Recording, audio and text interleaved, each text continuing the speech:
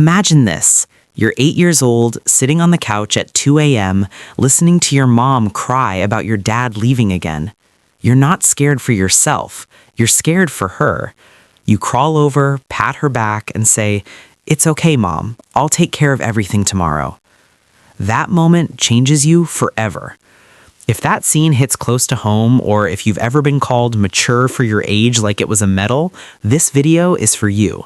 Hit that subscribe button right now if you're ready to understand why you feel so heavy inside, even when life looks fine on the outside. Like this video if you've ever felt older than your actual age, and drop a comment with just the word "seen" if you're one of us who grew up too fast.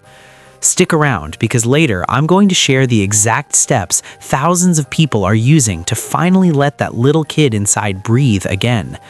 But first, let's talk about what really happens when a child is forced to become an adult way before their time. Today, we're diving deep into the psychology of a child who grew up too fast. This isn't just about being responsible or smart early. This is about a quiet form of trauma called parentification, and it leaves invisible scars that show up in your 20s, 30s, even 40s. Parentification happens when the family roles flip upside down. Instead of parents protecting and guiding the child ends up protecting and guiding the parents, or siblings, or the whole household. There are two main types. Instrumental parentification is when a kid handles adult tasks way too young, cooking full meals, paying bills, babysitting younger siblings for hours every day, managing doctor's appointments. Emotional parentification is even sneakier and often more damaging. That's when the child becomes the parent's emotional support system. The kid listens to adult problems, gives advice, calms tantrums, stops fights, becomes the family's therapist, cheerleader, and shock absorber. Both types force the child to skip huge chunks of normal childhood development.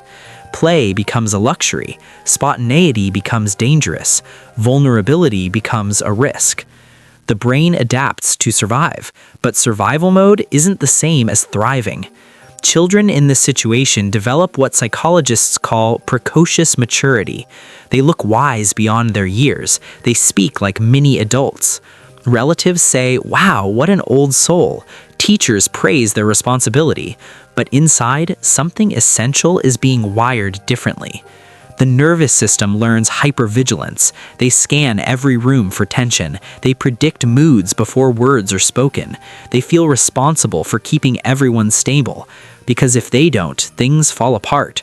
And in their young mind, if things fall apart, it's their fault.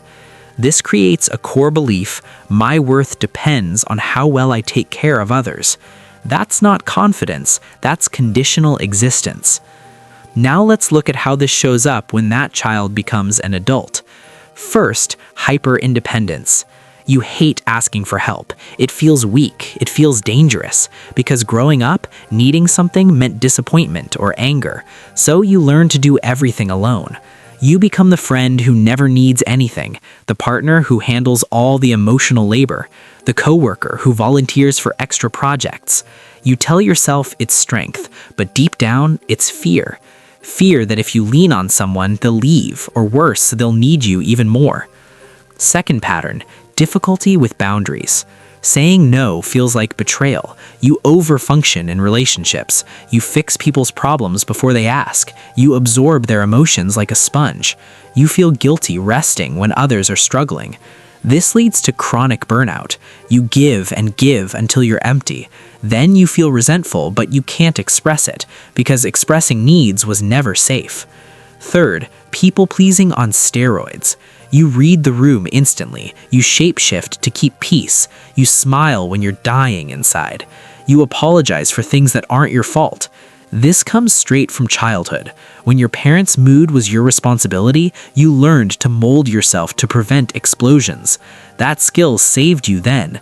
Now it keeps you from being authentic. Fourth, suppressed emotions. You cry rarely. You get angry even less. You intellectualize feelings instead of feeling them. Why am I upset? It's not logical. Because as a kid, big feelings threatened stability, so you learned to shrink them, push them down, make them small. Now, as an adult, you feel numb in moments you should feel alive, or you explode over small things because the pressure has been building for decades. Fifth, perfectionism and fear of failure. You can't mess up, because messing up as a child meant chaos or punishment or seeing your parent fall apart. So you set impossibly high standards, you work yourself to exhaustion, you tie self-worth to productivity. Rest feels like laziness, play feels wasteful. Sixth, relationship patterns. You often attract partners who need fixing or who are emotionally unavailable because that's familiar. You recreate the dynamic where you're the giver, they're the taker. You stay too long in toxic situations because leaving feels like abandoning someone who needs you or because you believe you don't deserve better. Seventh, grief for the lost childhood. This one sneaks up later, in your 30s or 40s.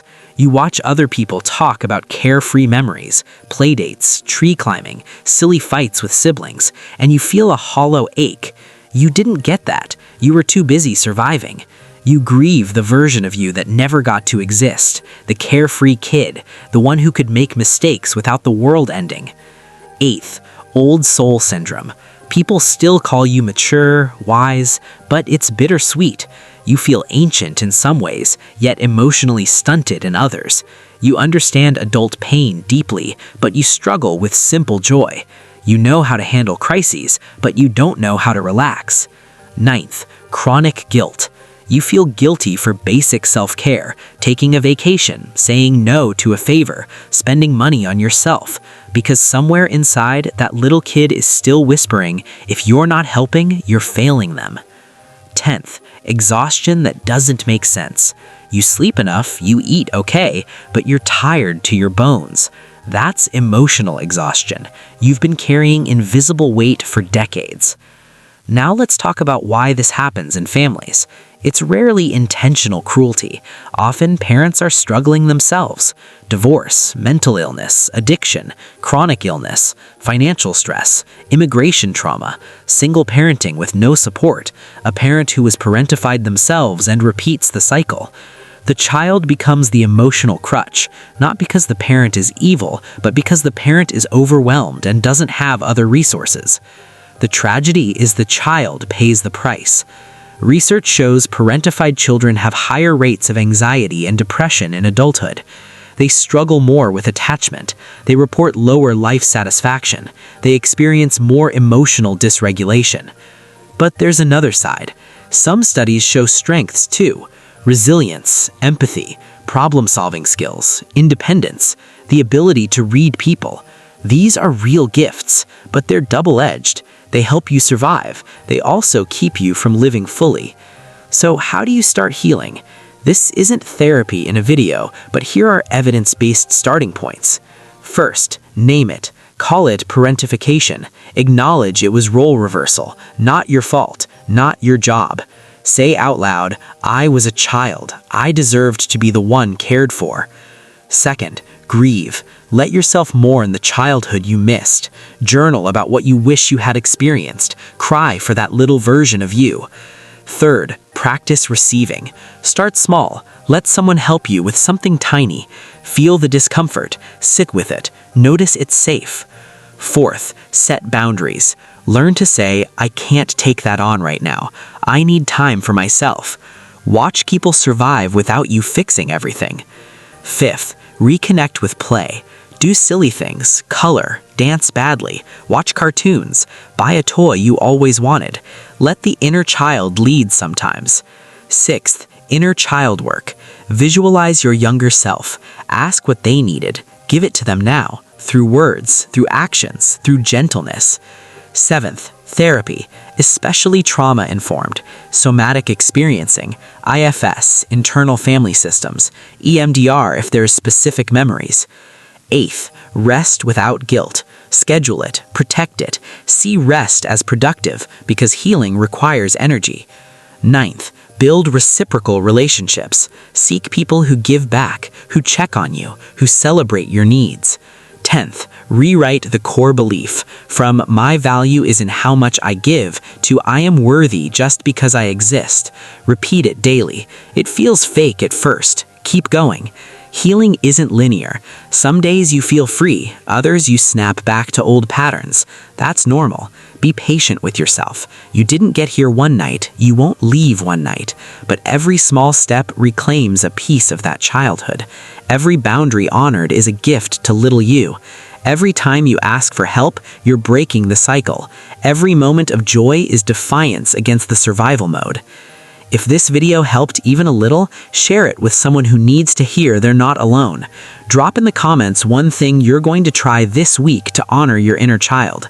And if you're ready for more deep dives into how childhood shapes us, subscribe and turn on notifications. Next video, we're talking about why people pleasers attract narcissists and how to break free. But until then, remember, you were never meant to carry it all. It's okay to put it down now.